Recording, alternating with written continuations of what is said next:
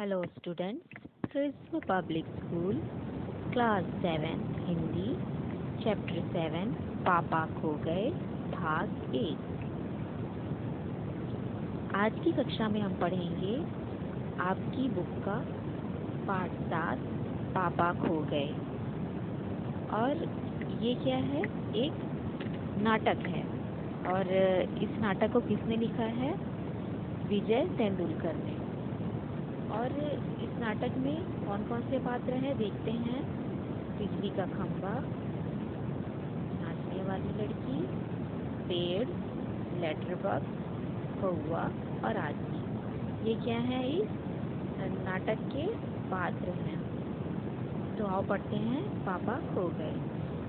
सड़क, रात का समय, समुद्र के सामने फुटपाथ, वहीं पर एक बिजली का खंभा, एक पेड़, एक लेटर बॉक्स, दूसरी ओर धीमे प्रकाश में एक सिनेमा का पोस्टर पर नाचने की भंगिमा में एक औरत की आकृति, समुद्र से सनसनाती हवा का बहाव, दूर कहीं कुत्तों के भौंकने की आवाज़। अब इतना हमने जो पढ़ा स्टूडेंट, इसको पढ़ने के बाद आपके सामने क्या हो गया? एक दृश्य उभर के आया है ना, कि कौन सा दृश्य बता रहा है कि वहाँ पे एक सड़क है और समय कौन सा है? रात का समय।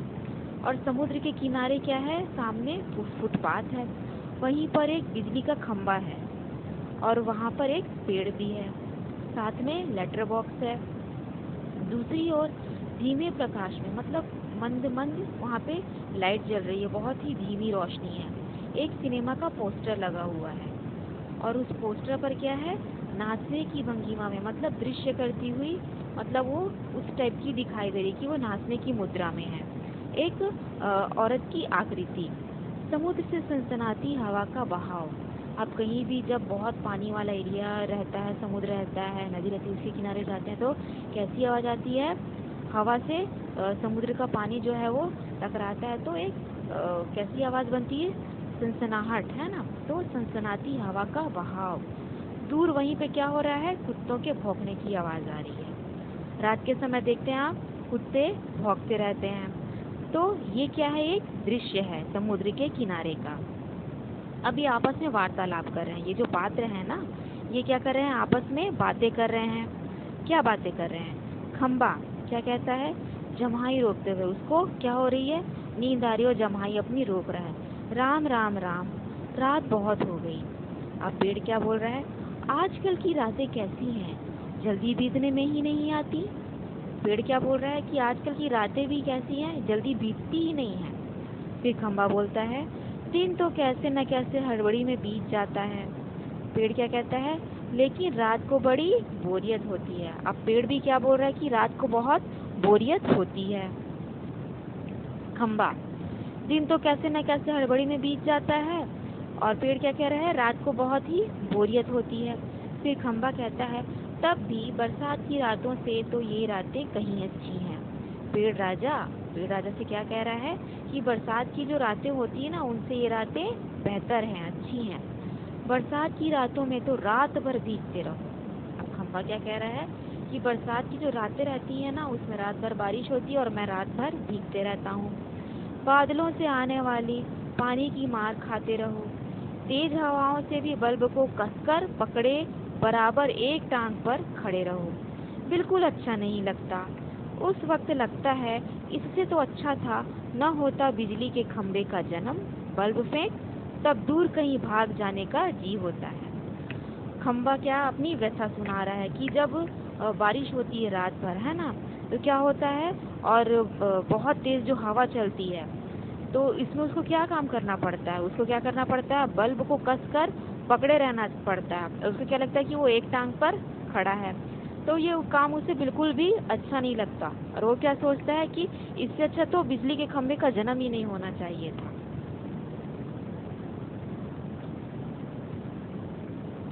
फिर देखो, पेड़ क्या कहता है?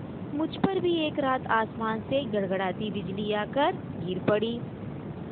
क्या बता रहा है पेड़? कि आपने देखा होगा कि बारिश का जो मौसम होता है तो आसमान में क्या होती है? बहुत तेज बिजली कड़कती है और बिजली गिरती भी है कहीं पे। तो ये पेड़ क्या बता रहा है, मुझ पर भी एक रात क्या है, आसमान से गड़गड़ाती बिजली आकर गिर गई थी। अरे बाप रे, वो बिजली थी या आफत। याद आते ही अब भी दिल धक धक करने लगता है। क्या कह रहा है कि जब वो बिजली गिरी थी तो मुझे ऐसा लगा कि मुझ पर कोई आफत आ गिरी हो।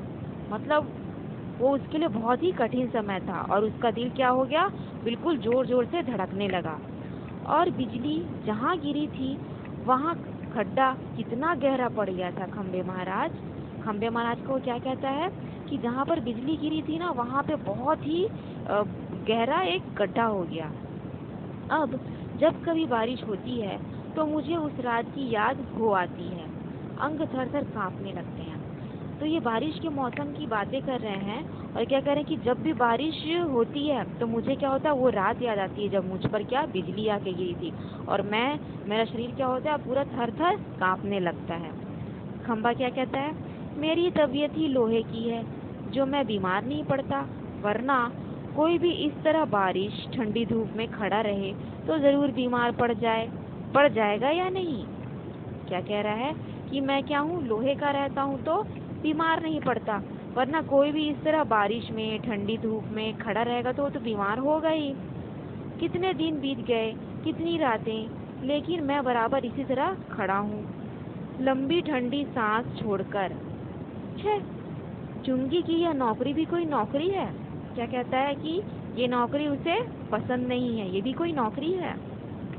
पेड़, अपने पत्तों का कोट पहनकर मुझे सर्दी, बारिश या धूप में उतनी तकलीफ नहीं होती, तो भी तुमसे बहुत पहले का खड़ा हूँ मैं यहाँ मेरा जन्म हुआ, इस जगह तब सब कुछ कितना। अब ये पेड़ क्या कह रहा है कि अपने पत्तों का कोट पहनकर मुझे सर्दी, बारिश या धूप में उतनी तकलीफ नहीं होती है। क्या कहता है कि मेरे पास जो ये क्या है, पत्ते हैं, ये मुझे क्या है, मौसम की मार से बचाते हैं, तो भी तुमसे बहुत पहले का खड़ा हूँ मैं यहाँ। क्या बोलता है पेड़ कि मैं तुमसे बहुत पहले से हूँ। खम्बे को कहता है कि तुम तो बाद में आए हो, मैं तुमसे बहुत पहले का हूँ और यहीं पर मेरा जन्म हुआ है। वहाँ के वे सब ऊंचे ऊंचे घर नहीं थे, यह सड़क भी नहीं थी, वह सिनेमा का बड़ा पोस्टर और उसमें नाचने वाली औरत भी तब नहीं थे। क्या कह रहा है, वो दृश्य बता रहा है कि जब मैं यहाँ पे था, मैं तब से हूँ जब यहाँ पे क्या क्या नहीं था, ऊंचे ऊंचे घर नहीं थे, कोई सड़क नहीं थी, सिनेमा का ये जो बड़ा पोस्टर लगा है ना, और उसमें नाचने वाली औरत जो दिख रही है वो पोस्टर भी नहीं था, सिर्फ सामने का यह समुद्र था। बहुत अकेलापन महसूस होता था। तुम्हें जब यहाँ आग लाकर खड़ा किया गया तो सोचा चलो कोई साथी तो मिला। तो पहले पेड़ अकेला था, लेकिन जब खंबा वहाँ पे लगाया गया तो वो सोचा कि मुझे कोई साथी मिला। इतना ही सही, लेकिन वो भी कहाँ, तुम शुरू में मुझसे बोलने को ही तैयार नहीं थे। मैंने बहुत बार कोशिश की, पर तुम्हारी अकड़ जहाँ थी वहीं कायम। बाद में मैंने भी सोच लिया, इसकी नाक इतनी ऊंची है तो रहने दो। मैंने भी कभी आवाज़ नहीं लगाई। हाँ, अपना भी स्वभाव ज़रा ऐसा ही है।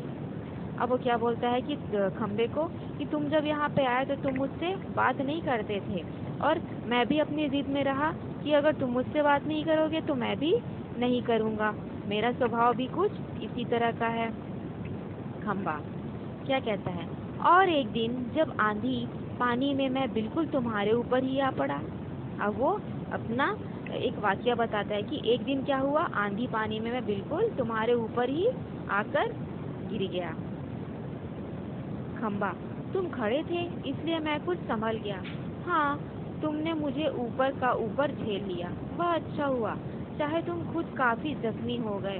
बाद में मेरा गरूर भी झड़ गया और अपनी दोस्ती हो गई। अब खंबा क्या कहता है कि जब बहुत बारिश हुई थी तो उस समय क्या हुआ था, मुझ पर आफत आ गई थी और मैं क्या हुआ था, गिर गया था, लेकिन तुमने मुझे संभाल लिया। पेड़, हवा आज भी बहुत है। दोनों चुप। हवा की आवाज़, कुत्ते का भौंकना, पोस्टर पर बड़ी नाचने वाली औरत टेढ़ी हो जाती है। अब क्या हो रहा है, आज भी बहुत हवा चल रही है। आज भी बहुत हवा चल रही है और फिर कैसा दृश्य हो गया है, देखो हवा की आवाज आ रही है, कुत्ते भौंक रहे हैं। पोस्टर पर बनी नाचने वाली औरत क्या हो गई है, टेढ़ी हो जाती है, उसके घुंघरू बजते हैं, वह फिर पहले की ही तरह स्थिर हो जाती है। लेटर बॉक्स किसी दोहे का एक चरण गुनगुनाता है और रुक जाता है। कौआ पेड़ के पीछे से झांक कर काव। कौआ क्या कर रहा है, पेड़ के पीछे से झांक कर काव चिल्ला रहा है। कौन है जो रात के वक्त इतनी मीठी आवाजें लगाकर नींद पे खराब करता है, जरा भर चैन नहीं इन्हें। अब कौआ क्या बोल रहा है कि कौन है जो रात के वक्त क्या कर रहा है, इतनी मीठी आवाजें लगाकर मेरी नींद खराब कर रहा है। लेटर बॉक्स मीठी आवाज में नहीं गाएं तो क्या इस कौवे जैसी कर्कश काव काव करें। कहता है जरा भर भी चैन नहीं। पेट में हाथ डालकर एक पत्र निकालता है, धीरे से जीभ को लगाकर खोलता है, उसमें से कागज निकालकर रोशनी में पढ़ने लगता है। लेटर बॉक्स क्या करता है, वो एक लेटर निकालता है, एक पत्र निकालता है और उसे क्या करता है, पढ़ने लगता है। यह किसकी चिट्ठी आकर पड़ी है हेडमास्टर। ठीक क्या कहता है श्रीमान। श्रीयुत गोविंद राव जी, ओम ओम, आपका लड़का परीक्षित पढ़ाई में काफी कमजोर है। अब वो लेटर बॉक्स क्या कर रहा है, वो अपने अंदर आई हुई एक चिट्ठी को पढ़ रहा है और ये किसके लिए है, गोविंद राव जी के लिए, है ना। और उनको उनके बेटे के विषय में बताया जा रहा है कि आपका लड़का जो परीक्षित है वो पढ़ाई में बहुत कमजोर है। क्लास में उसका ध्यान पढ़ाई में बिल्कुल नहीं लगता, इसकी बजाय उसे क्लास से गायब रहकर बंटे खेलना ज्यादा अच्छा लगता है ना। क्या करता है वो लड़का, क्लास से गायब रहता है और बंटे खेलता है। आप एक बार खुद आकर मुझसे मिलिए। परीक्षित के पापा हेडमास्टर से मिल भी लेंगे तो क्या हो जाएगा। जो हेडमास्टर साहब हैं वो परीक्षित के पापा को बुला रहे हैं और क्योंकि उनका लड़का जो है पढ़ाई नहीं करता है ना। अब ये क्या कहते हैं, परीक्षित के पापा हेडमास्टर से मिल भी लेंगे तो क्या हो जाएगा। स्कूल में बच्चे पढ़े नहीं, क्लास से गायब रहकर बंटे खेलते रहें,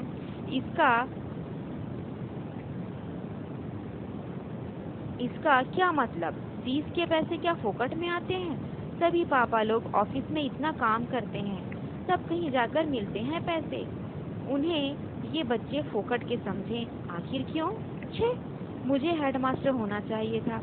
इस परीक्षित के होश तब मैं अच्छी तरह ठिकाने लगाता।